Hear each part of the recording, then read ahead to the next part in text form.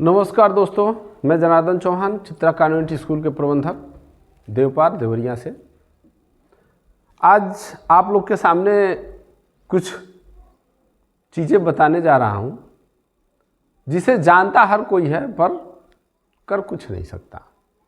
हम सब जानते हैं, पूरा जिला जानता है, मगर समस्या यह है कि किसके खिलाफ हम बोलें,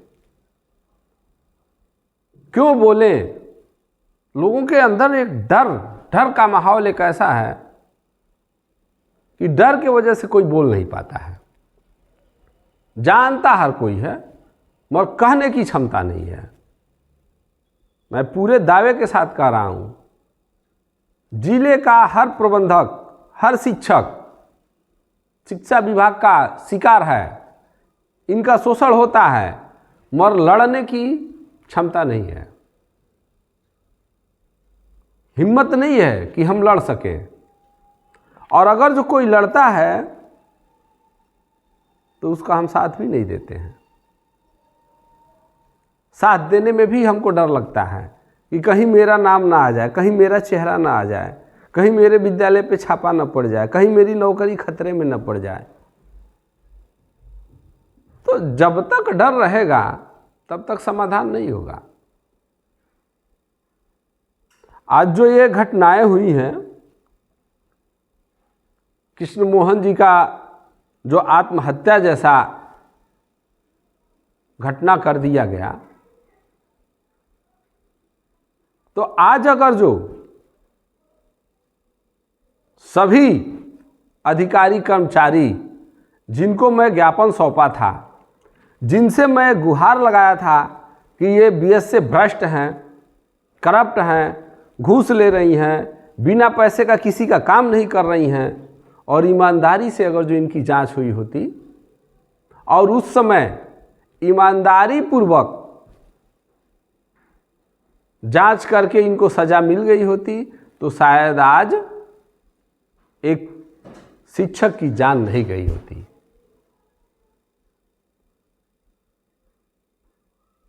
अब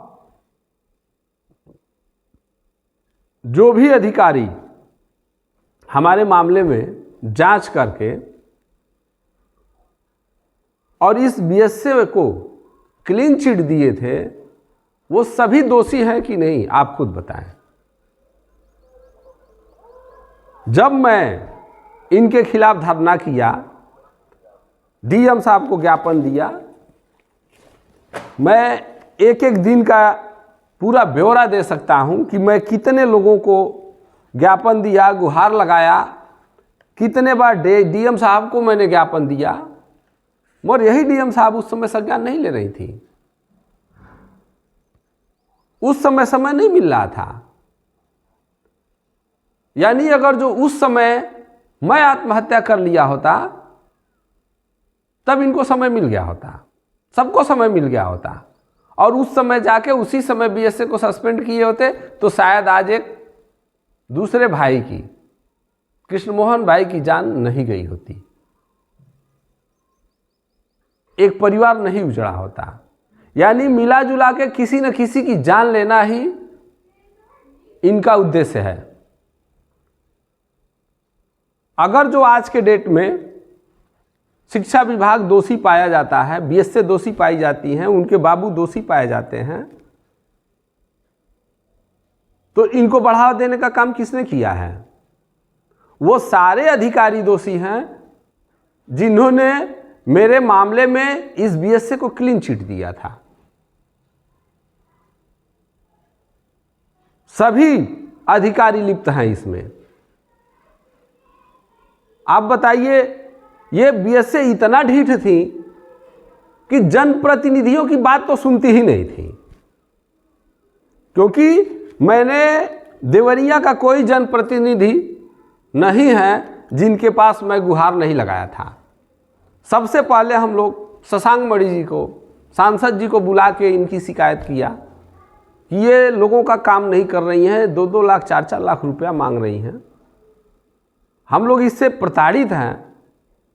तो वो आए, आश्वासन दिए, बैठाएंगे, फ़ोन किए, सारी बात किए, मगर कुछ नहीं सुनी। किसी का फोन जाता था तो हाँ हाँ हाँ कर देंगे, उसके बाद फिर गायब, अपना ही काम करती थी। फिर दोबारा हम लोग सल्लम मणि जी को भी दिए, सबका रिकॉर्ड हमारे पास है, वो भी बुलाए, मीटिंग कराए, उनके सामने हाँ हाँ कही ठीक है कर देंगे, और आने के बाद फिर अपना ही रवैया, कार्यालय में घुसते ही अपना रवैया।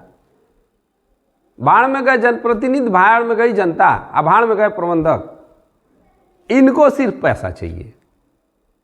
उसके बाद हम लोग सुरेंद्र चौरसिया जी को भी दिए, विधायक जी को, रामपुर कारखाना, वो भी कहे ठीक है इस पे, इस आवाज़ को हम आगे उठाएंगे, हम बात आगे बढ़ाएंगे।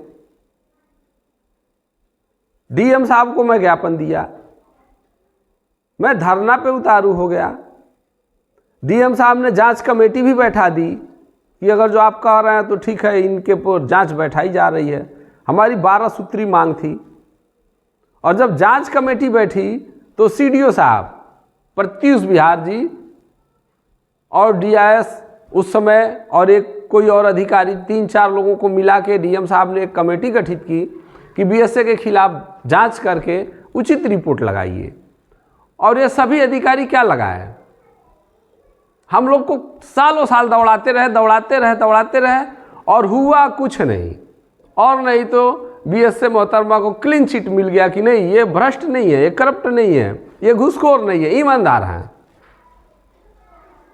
और अगर जो आज के डेट में ये दोषी पाई जाती हैं, भ्रष्ट पाई जाती हैं, इनके वजह से हत्या हुई है, तो वो सारे अधिकारी दोषी हैं जिन्होंने इन्हें क्लीन चिट दिया था।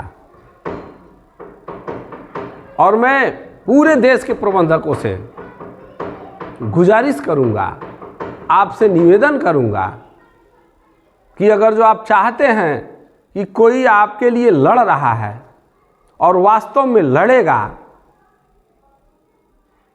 पूरे समाज का भला करेगा, तो आप मेरा एक ही सहयोग करिए कि इस वीडियो को पूरे देश के हर प्रबंधक तक पहुंचा दीजिए। हर प्रबंधक को लगे कि हाँ, कोई हमारे साथ खड़ा है और न्याय के लिए आवाज उठा रहा है। अन्यथा आज कोई शिक्षक आत्महत्या किया, कल कोई प्रबंधक करेगा, परसों किसी और का नंबर आएगा। यानी ऐसे अधिकारी, ये सस्पेंड हो जाना काफ़ी नहीं है, ऐसे अधिकारी जहाँ जहाँ कार्यरत होंगे जीवन भर लोगों को इसी तरह मौत के घाट उतारेंगे। तो ऐसे अधिकारियों को तो कतई नहीं नौकरी मिलनी चाहिए, और उनके खिलाफ हमको हमेशा आवाज़ उठानी चाहिए, हमको लड़ना चाहिए कि ये एक बार सस्पेंड हो जाएं, ये जेल जाएं, जीवन भर इनकी नौकरी की बहाली नहीं होनी चाहिए। और ये तभी होगा जब आप लड़ेंगे। समस्या यह है कि हम जब कोई कांड होता है, कोई घटना होती है, तो हमारे अंदर एक जुनून आ जाता है, गर्मी आ जाती है, आक्रोश आ जाता है कि इसके खिलाफ लड़ा जाएगा। और लड़ते लड़ते लड़ते लड़ते पता चलता है कि कुछ दिन बात बीत गई, अभी माहौल ठंडा हो गया, हम अपने काम में लग गए, वो अपने काम में लग गए। फिर आपके पास इतना समय नहीं है कि पुनः जांच करें कि उस मामले में क्या हुआ। यही सच्चाई है। और इसीलिए अधिकारियों का मन बढ़ा है कि जब घटना होती है तो उस समय थोड़ा उठा पटक कर दीजिए, ये बदल दीजिए, वो पोर्टर बदल दीजिए, उनको हटा दीजिए, उनको हटा दीजिए, उनको सस्पेंड कर दीजिए, और बाद में वो नौकरी बहाल करा लेंगे, सब लीपापोती करके उनको फिर क्लीन चिट दे देंगे। तो ये कब तक हम लोग सहेंगे? ये आजीवन होता रहेगा, चलता रहेगा। अगर जो इससे हम लोग को छुटकारा पाना है तो आप सभी को एकजुट होके आगे बढ़ना पड़ेगा, लड़ना पड़ेगा, और इनको हर हाल में जेल भेजना होगा। बाकी आप खुद समझदार हैं, बहुत ज़्यादा मैं कुछ नहीं कहूँगा, पर मेरा प्रदर्शन जारी रहेगा। हम लोग इनके खिलाफ आवाज़ उठाते रहेंगे, और अगर जो कृष्ण मोहन भाई को न्याय नहीं मिला तो धरना भी करेंगे, प्रशासन का दरवाजा खटखटाएंगे, उच्च स्तरीय मांग करेंगे, उच्च स्तरीय जांच हो, ताकि ये जितने दोषी लोग हैं, जिसमें जितने लोग इस जो है कि धांधली में लिप्त हैं, वो सभी जेल जाएं।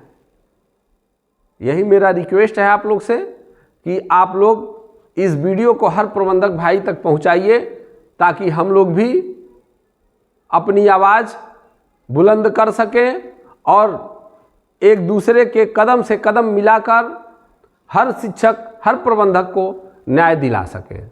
धन्यवाद।